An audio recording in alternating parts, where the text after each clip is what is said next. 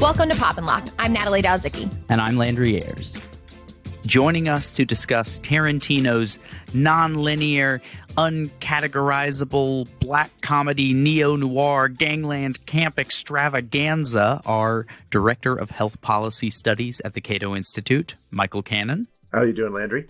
As well as culture editor at The Bulwark, Washington Post contributing columnist and co-host of Across the Movie Aisle, Sonny Bunch. Hello. All right, so fans of this 1994 classic love to point out that it basically resurrected John Travolta's acting career. But another common reaction to the film that many people walked away with, a lot of people said that they didn't understand the point or the purpose of the movie. Why do we think that is? I think there are a lot of reasons. People got distracted by the extreme violence in this movie. They wondered, why are these gangsters engaging in such pedestrian but also humorous banter? The narrative was non-linear, or it didn't unfold. The scenes didn't unfold in chronological order, and so a lot of viewers are probably thrown by that. Wait, this happened before that? And why is this the final scene of the movie if it's not the last thing that happened in the lives of these characters over this time span? I think there were a lot of really neat things that Tarantino did that I think helped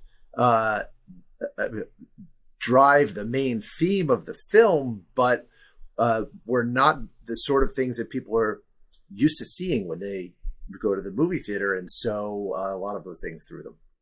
What's interesting about this is that Tarantino, through Samuel L. Jackson's character, actually explains the point of the movie, though, which is there's literally a sermon, literally a biblical sermon at the end of the speech where he talks about being the shepherd of men and, et cetera, et cetera.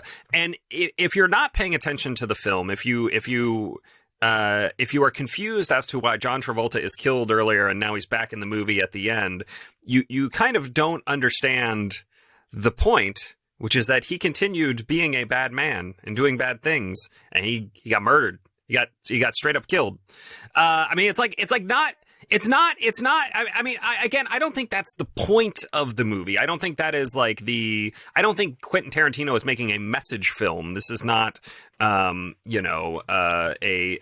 movie that is necessarily trying to teach people the right way to live. But it is a fairly obvious, literal moral parable.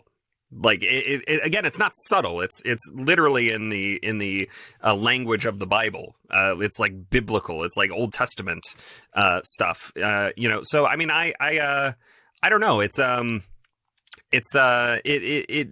reaction to this film has always been very weirdly frustrating to me because people just get hung up on the either the language or the violence.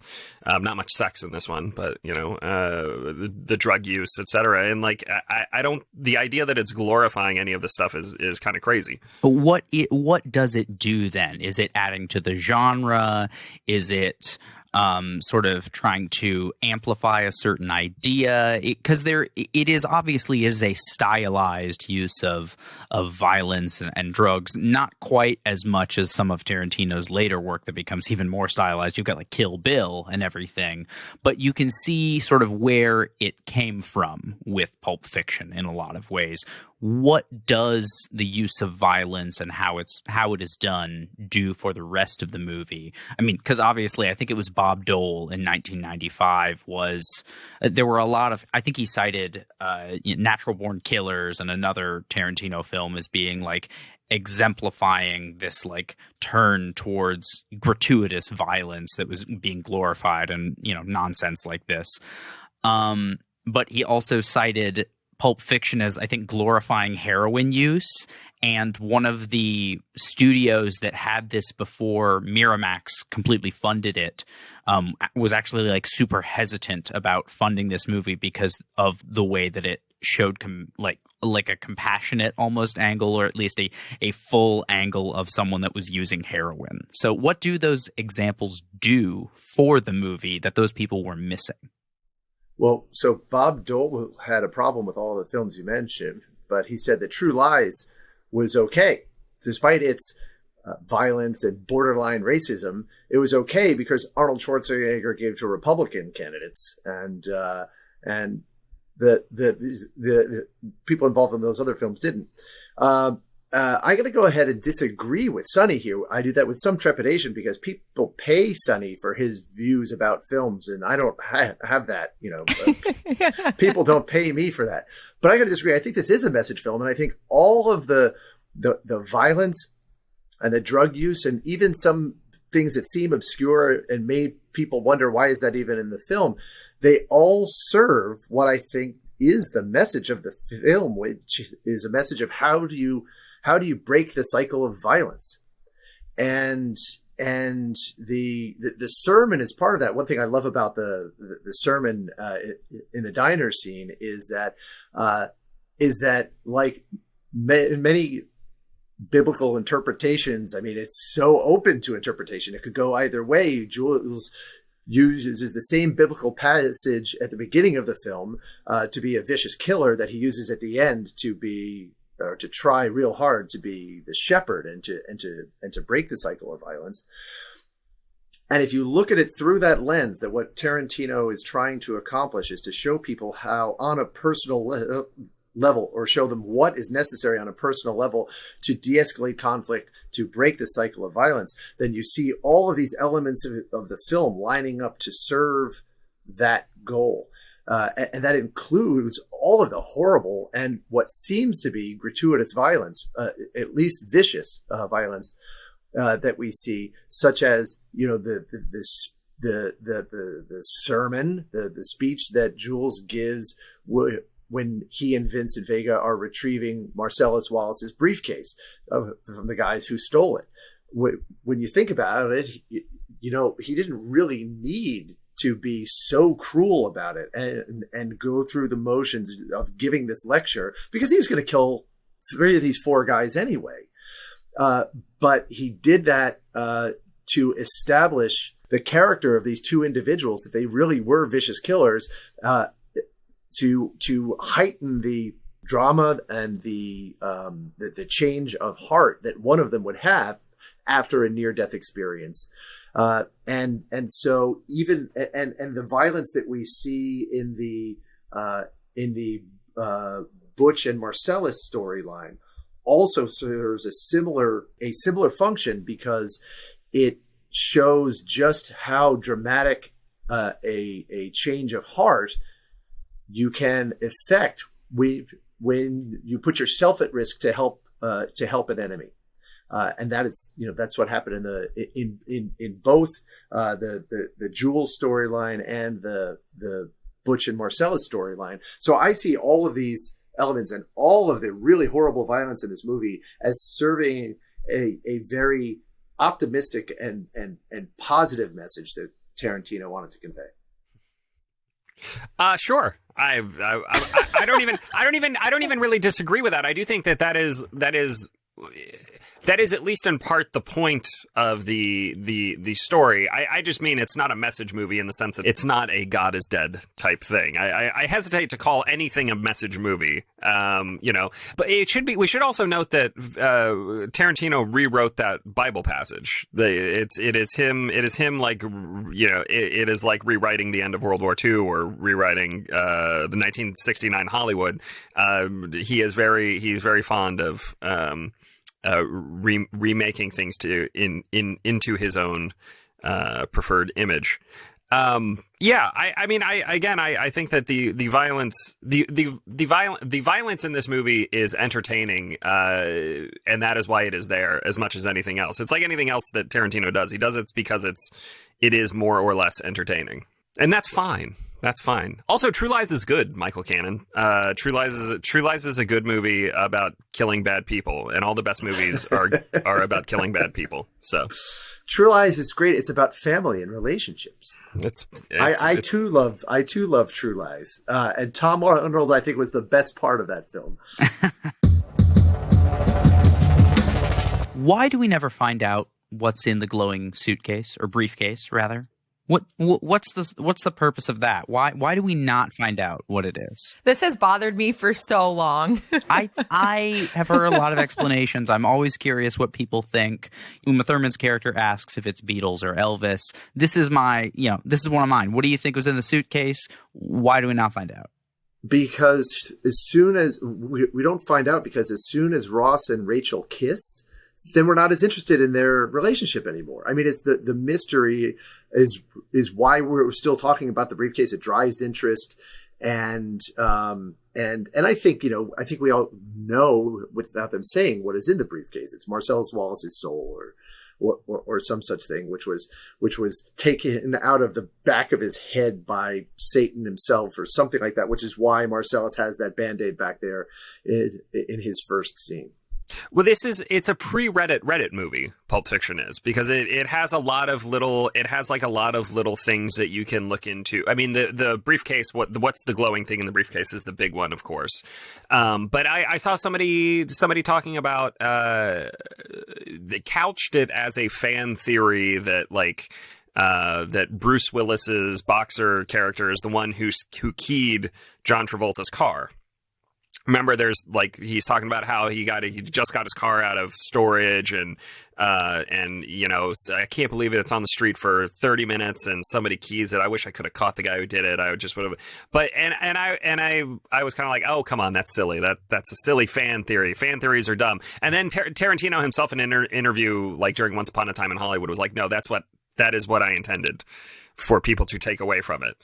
That it was in fact Butch keying the car, which is again, it's interesting. It's like these little things that kind of pop up throughout, and because he has structured the film in the way he has in this sort of nonlinear, recursive almost format.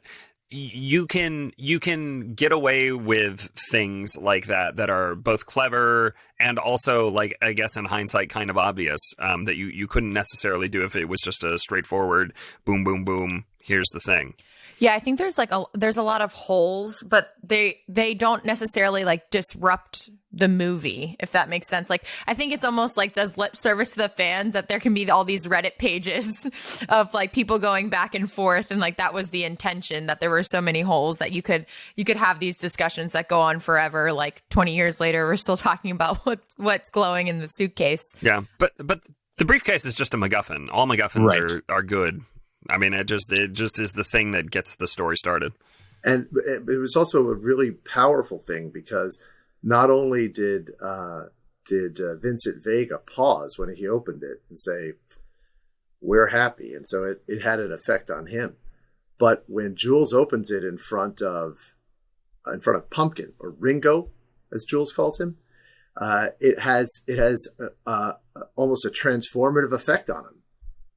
He says, "Is that what I think it is?" And he says, "It's beautiful." He almost begins to cry, which is another, I think, example of Tarantino's genius in putting together this film, because he shows that even one of the characters, the most vicious characters, who does not get on the road to redemption, like Butch and Jules do, Marcellus Wallace, one of the most vicious characters, because he's the one throwing Johnny Rocky Horror out the window. He's the one on whose behalf Jules and Vince are doing all these horrible things. Even he has some good in him, and I think that's one purpose that the briefcase serves. It shows there is some good and some beauty even in this very evil person, and we do see another glimpse of that when he lets Butch go. When Butch puts himself at risk to save Marcellus, and then Marcellus lets Butch go. So I bans him from Los Angeles.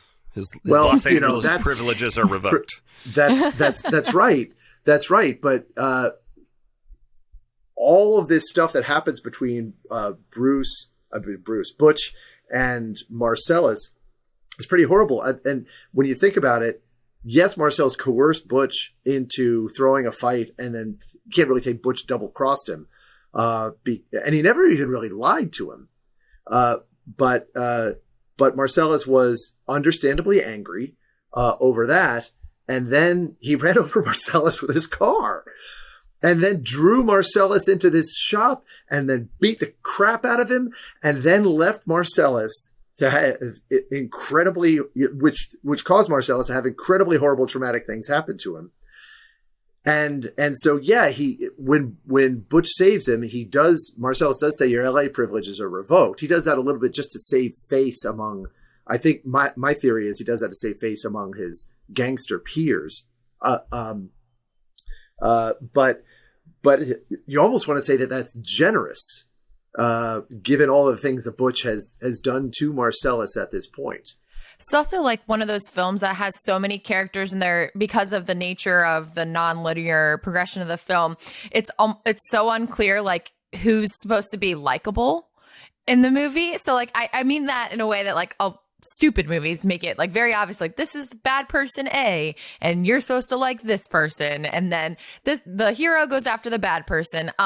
It was very unclear to me. It was like who was supposed to be likable in the film. I don't mean that like in a negative way, but like but everybody in this movie is likable though. I mean that's actually the genius of the script, is that there is no villain really except for like Zed and his band of backwards, LA backwoods rapists. I don't know exactly how that like that works. Deliverance. Yeah, in Deliverance by way of Cienega. I don't know. Yeah. But everybody in this movie is basically somebody who you could like. Who you at least understand and appreciate the motivations of, and kind of enjoy being around. Even Honey Bunny and Ringo are like kind of amusing in their deranged sort of way. So if you had to get dinner with one character from this film, who would it be? Oh, Jules, hands down. Jules after his transformation. Does that mean you get to have dinner with Jules and Samuel L. Jackson, or just Jules? Miss Mia Wallace. Okay. Okay. I feel like it would be a good conversation. Yeah, she's fun. She was in a pilot. She can talk about, her jokes. Fox Force 5. Yeah, but do you know how to dance? No, I don't dance. It's a shame. Natalie, we have to cancel the dance segment of the podcast. Okay, right. Yeah, you're tell right. the dancers we'll get them back next time. Send them home. Shut it down. A lot of people think this is Tarantino's best. Do you agree? Why or why not? So I would say this is Tarantino's best. I think there are other Tarantino films that did a better job on individual dimensions of the film. Like I think his best villain was Inglourious Bastards. Was it Christopher Waltz who played the Jew hunter? And I, it's hard to find a more terrifying villain than Christopher Waltz in that film. And you see, and much of that is Christopher Waltz's performance, but a lot of it is, I think most of it is Tarantino's writing and direction. And you see some of that ability in, you see a lot of that talent in Pulp Fiction. You see it in Marcellus Wallace. You see it mostly in Jules Winnfield, some in Vince Vega. The ability of these somewhat likable characters to be absolutely terrifying. But I don't think any of Tarantino's other films are the tightly written package that Pulp Fiction is, that is so efficient, accomplishes so much, and has, despite all the violence, what I think is a very positive, life-affirming, uplifting message. Even though you can find that in other Tarantino films as well. Yeah, I don't like answering questions like this because I think because my actual answer here is that he has essentially 5 perfect movies, but they're all doing slightly different things. I mean, Pulp Fiction is doing one thing. Jackie Brown, which is also a perfect movie, is doing another thing. And like, I think people have come around to the fact that Jackie Brown is actually great, but it was slept on at the time and has been reevaluated. Inglourious Bastards is in the vein of Kill Bill Volume 1 and 2 and also Django Unchained, in that it is kind of both a pastiche and a parody, but not really a parody. It's too serious to be a parody, and it's also like playing with history in a way that is really interesting. But honestly, my favorite of his movies right now is Once Upon a Time in Hollywood, and it's not just because it's the one I've seen most recently, although it is, and I've watched it like 6 times since it was in theaters. But it's a profoundly people the knock on Tarantino sometimes is that he is not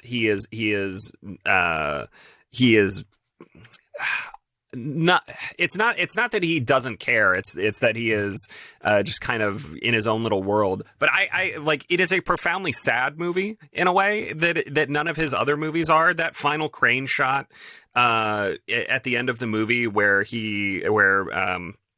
Rick Dalton is talking to Sharon Tate and Emile Hirsch's hairdresser, I forget the name, is a profoundly sad look at what might have been, which is very different from the end of Inglourious Bastards, which is a profoundly triumphant version of what might have been, and you could say the same thing about Django Unchained, which is, you know, kind of another kind of like triumphant rewriting of history, if you will, even though it's not really based on a historical character.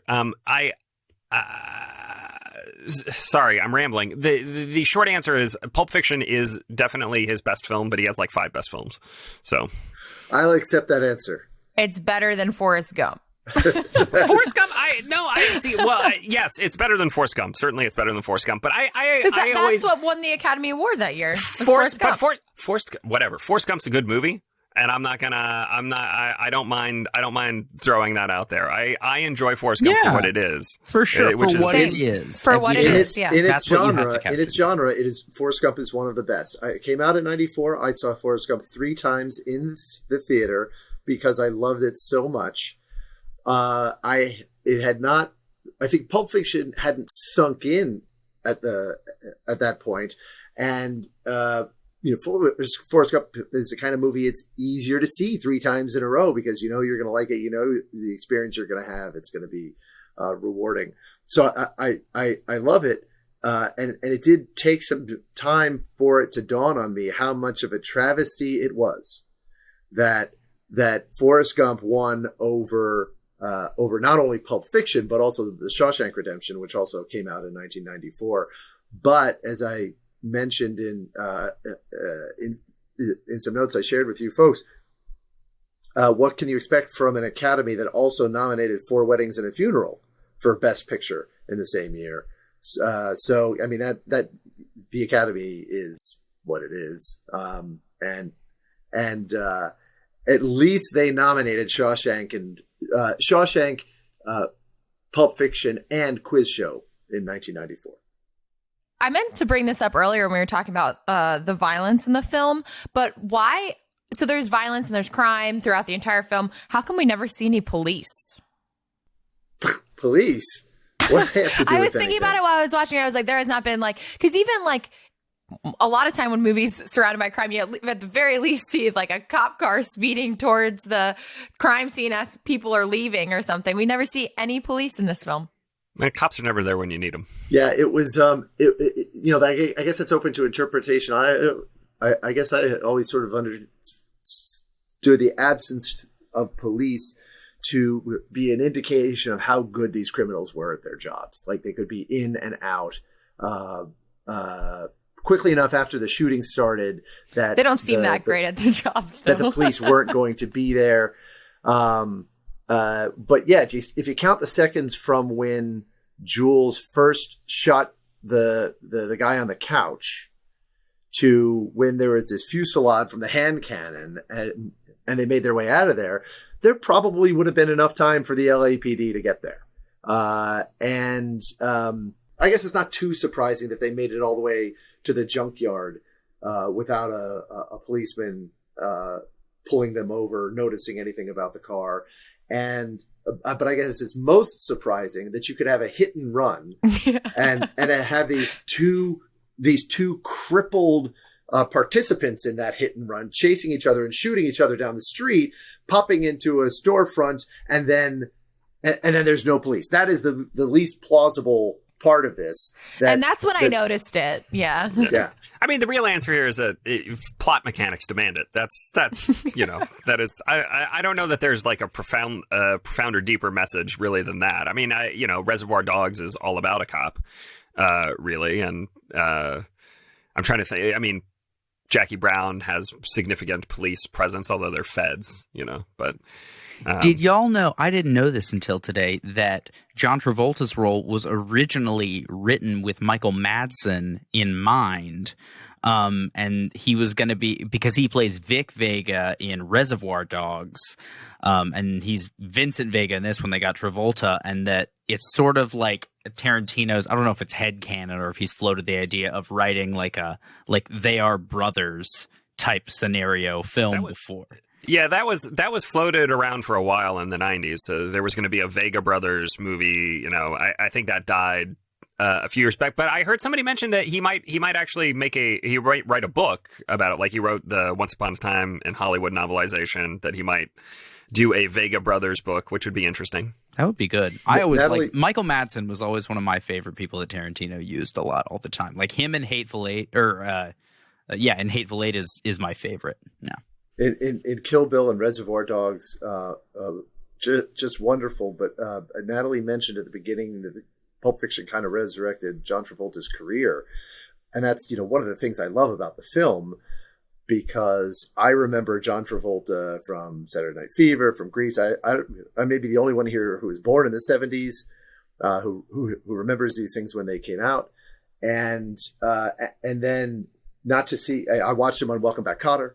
And then to see him, not to see him for so many years and come back as this, I think it was a much better choice, not only for John Travolta, but for the film, because the Jackrabbit Slim Twist contest would not have been what it was with Michael Madsen there.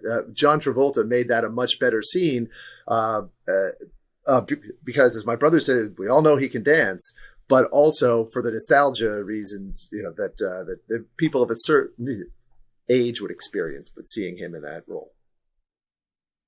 Grease has always been one of my favorite movies. I watched it so many times when I was younger with my parents. I wasn't allowed to watch Grease. One time my mom caught me watching it at my Nana's house, and she made me change the channel because it's so gross. It is a little racy. It is more than most people remember. Well, you guys remember John Travolta was in Hairspray? When they did the Hairspray, he was the mom. He's great in Hairspray. Obviously, the movie is saying something with the title. It brings it up. First thing, there's a title card with the two definitions of pulp on it, which are a soft, moist, shapeless mass of matter, or a magazine or book containing lurid subject matter and being characteristically printed on rough, unfinished paper. So your pulp paperbacks and things where you have, mysteries and detectives and sci-fi and fantasy and all these different types of novels. What do you think calling this film Pulp Fiction? What is the overlying message of that when you slap that label on what this story is? Because there are a lot of things that you could name this that would make much more like literal sense and be an obvious thing. Why is it Pulp Fiction? My guess, I don't really know. My guess would be that he knew there's going to be lurid subject matter here and wanted something that alluded to that. But what the title card reminds me of is when Monty Python's Flying Circus would just come out and tell people where to send their complaints to the BBC, because they knew people were going to complain about certain sketches. I sort of saw this as Tarantino saying, look, I know you're going to get upset about this. All right, let's just be upfront. There's going to be a lot of lurid stuff in here, and just relax. It's just a movie. Yeah, and it's also, of course, an homage to the things he read growing up. I mean, this is, again, he does this. Like, for instance, I mentioned the Once Upon a Time in Hollywood novelization, which I have, and this is the form at first. There was no hardcover. There was a There's a like dime store paperback book. That's it. This is what he grew up reading. It's what he liked, and I do think there's a minor message here, which is that the form of the product matters. And you see this not only in his films, but the fact that he collects films, he collects film prints. He now owns 2 movie theaters that only show actual film prints. And I think that sort of thing matters to him. The medium is the message, if you will. And it means a lot to him personally. Yeah, because you can see that in a lot of his activism about, like you said, preserving film and wanting people to appreciate it. But he also creates films with that love in mind, with the spectacle. You saw that with the Hateful Eight 70mm roadshow that they did, where they brought it to special theaters and they had an act break and an overture and everything, just like you would. It was really, really great. So there is that kind of embedded, the medium carries a nostalgia and a grandeur for him that he wants to build into the stories. And I think you see that. We've seen that a lot with his historical revisionist kind of ideas. I'm curious if that was sort of a reaction or wanting to go in a different way from something like Pulp Fiction or Reservoir Dogs, because there has seemed to be a sort of pivot in his career. I think Once Upon a Time in Hollywood gets closer back to like where he was originally, but in a more mature way, perhaps. I don't know if y'all would agree with that, but it definitely the setting of Once Upon a Time in Hollywood and where it is and that type of California and during that time period, I think is very much about the medium and what goes into that culture of Hollywood and what it creates. But I don't know if y'all agree with that. Yes. Yeah, I mean, I think Once Upon a Time in Hollywood is really interesting in part because he is doing, again, I mentioned this before, but it's interesting because he is doing the historical revisionism thing, but he's doing it in a slightly different way to slightly different ends. And he's also like, he's also playing with our ideas of the most interesting thing in that movie is the treatment of Cliff Booth and the possibility that he killed his wife, because what that movie is asking you to do is, by not telling you one way or the other whether he did or did not, it is saying, do you can you accept that this possibly terrible person is also necessary to do good things in the world in which this movie exists? The book is interesting because it like makes it very clear that he killed his wife. Like the book is like, you can tell it's canon for the movie or not, but the book is like, yes, he murdered her and got away with it, and take that and do what you want with it. But the nostalgic factor for Once Upon a Time in Hollywood is very strong, and the idea of like people, film execs sitting down and throwing on like 16mm prints to watch them in their home because they don't have VHS, there's no DVD, there's no Blu-ray, is kind of interesting and amusing, and again, like, calls to mind Tarantino's own actual existence, because he does that. He just sits at home and will watch like his own 16mm prints of stuff. Well, that's the thing. We're like super quick to try and categorize films. And I think Tarantino's films are probably some of the more difficult to categorize.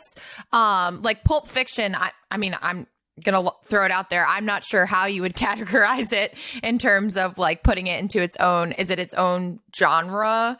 Or I have also was reading a few things were claiming that it just kind of bursts open genres and kind of is like the defining movie of the 90s.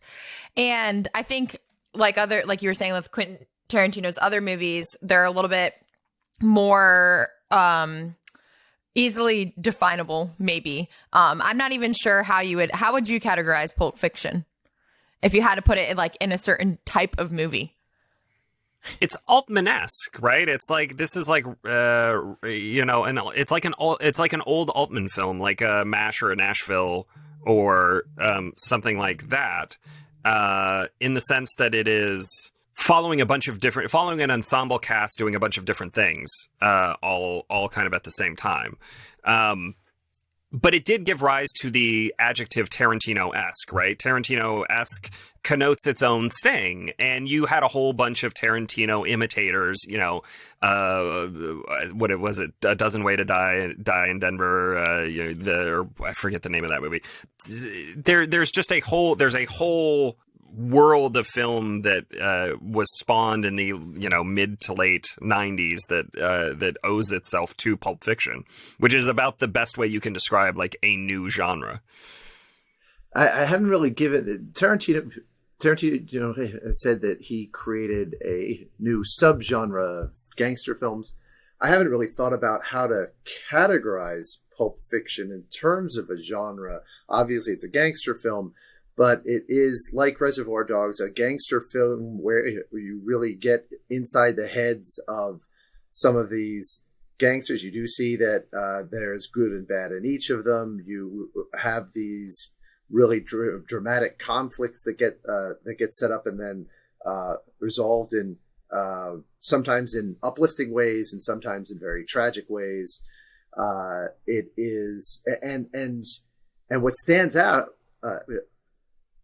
One thing that stands out about Tarantino's subgenre of gangster films is they're so much funnier than all of the others. I mean, parts of Pulp Fiction are hilarious. Parts of Reservoir Dogs are hilarious, and so yeah, I don't have a nice, a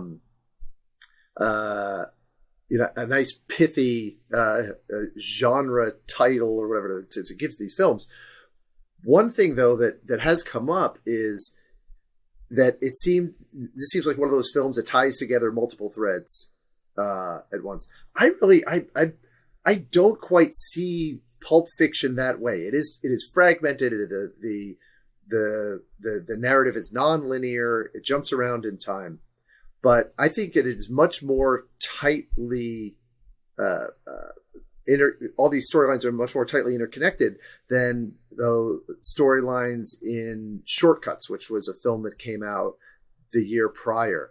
Also set in Los Angeles, a bunch of seemingly random people whose lives do come together in a certain way.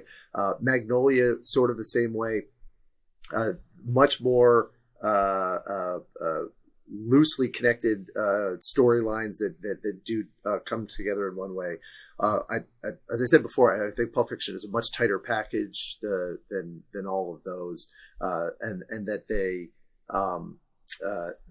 all the storylines pretty closely related and all serve the same central theme that I mentioned before of how to break the cycle of violence. And now for the time in the show where we get to share all of the other things that we've been enjoying with our time at home. This is Locked In. Why don't we start with canon? Right now I'm enjoying Loki, the Marvel television series through Disney Plus. I'm almost done with the first season. I've been trying to avoid spoilers on Twitter. It's kind of hard. I've been seeing some people have what they thought, what I'll describe as incredulous and maybe even negative reactions. I'm not sure what they're talking about yet. Maybe it's time travel is a theme, and people always get upset about time travel. But I'm 4 episodes in and I'm enjoying it. I mean, it's fun. It's not what I thought. I can see a little bit of formula in there, but I'm still having a good time with it.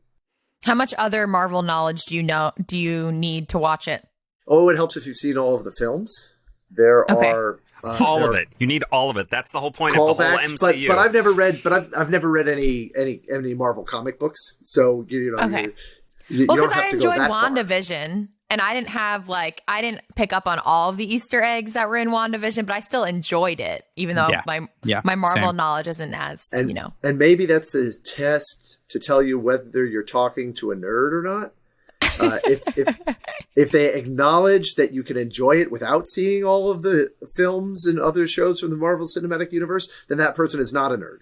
But if they say, "Oh my God, Natalie, what are you doing? Then that person is definitely a nerd. And that's why I had to safely step avoided. away from Star Wars recordings, because I'd only seen like the big stuff and I didn't understand anything else. She refuses to do them with me, so I she will not leaves do me any all. more Star She Wars leaves them all recordings. to me. Yeah. What about you, Sonny?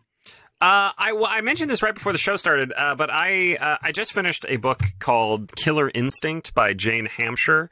The subtitle is How Two Young Producers Took on Hollywood and Made the Most Controversial Film of the Decade.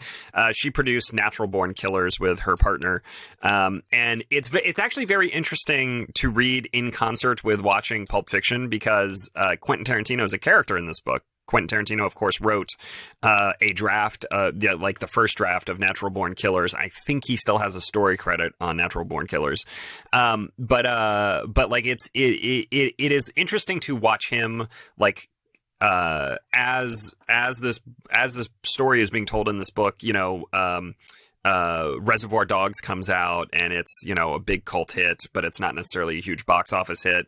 But Tarantino's is in huge demand as a script doctor and is you know, getting tons of offers, and he's about to make Pulp Fiction, which of course would go on to win him his first Oscar. It's just interesting to see how he is treated by Hampshire and everybody else in this, especially as he gets like his head gets a little bigger and he starts, you know, kind of becoming more of a I'm Quentin Tarantino, you're not going to make this movie without my permission, you know, sort of guy. It's fascinating. It's not a pro Tarantino book, I'll put it that way. It is very anti Tarantino. It is Tarantino skeptical. So I just finished. I binged it over the weekend. Ted Lasso. Phenomenal. It's very fun and heartwarming. I'm not a sports person. It has a sort of quickness to it. It's like almost 30 Rock, but not quite zany enough. And it's mostly just contained within like a handful of characters. Kind of that Leslie Knope energy. But everyone is, you know, great ensemble cast, very quick, surprisingly heartwarming and sad sometimes. I really liked it. If you've got Apple TV, then definitely go watch it. If you don't, I don't know if it's worth buying the subscription for, but that's just me. I haven't explored deeper into Apple TV. Mythic Quest is also great. That is the other thing that I have heard is good, and I might give a shot at some point soon. Mythic Quest is quite also good isn't the morning show? Is that the one with that? Yes, the Reese morning Witherspoon? show. Yeah, that was another one that looked interesting. The one that I've also heard a lot of good things about that I want to try next is Schmigadoon, which is like a musical. Oh, Musical great. parody. Musical parody. That's Something. right. I don't know. Yeah. It's supposed to be very good. So I'm going to try it out. And it's got Cecily Strong and Keegan-Michael Key as the leads in it, and a lot of other good people, it looks like, in the cast. So I'll probably check that out next. I will echo what Landry said about Ted Lasso. Apple TV might be worth it, if only to get Ted Lasso. It's just that good. Oh, wow. I just started The Expanse. I'm only on the second episode. It's going to be an undertaking, but there have been like 5 or 6 people that told me that I'd really like it. So that one's on Amazon Prime, and I like it so far. I wouldn't say it's one of those that was like first episode, like definitely convinced me I should watch the rest of the show. But I will give it time. And what else did I guess that's kind of all I've watched recently. I'm still on my quest to read every World War II fiction novel there is. And I started another one called The Nightingale. I'm about halfway through. It's, you know, that's my shtick. So. Thanks for listening. As always, the best way to get more Popnlock content is to follow us on Twitter. You can find us at the handle @PopnlockPod. That's Pop, the letter N, lock with an E like the philosopher, pod. Make sure to follow us on Apple Podcasts, Spotify, or wherever you listen as well. We look forward to unraveling your favorite show or movie next time. Popnlock is produced by me, Landry Ayres, and is co-hosted by Natalie Dowzicki. We're a project of Libertarianism.org. To learn more, Visit us on the web at www.libertarianism.org.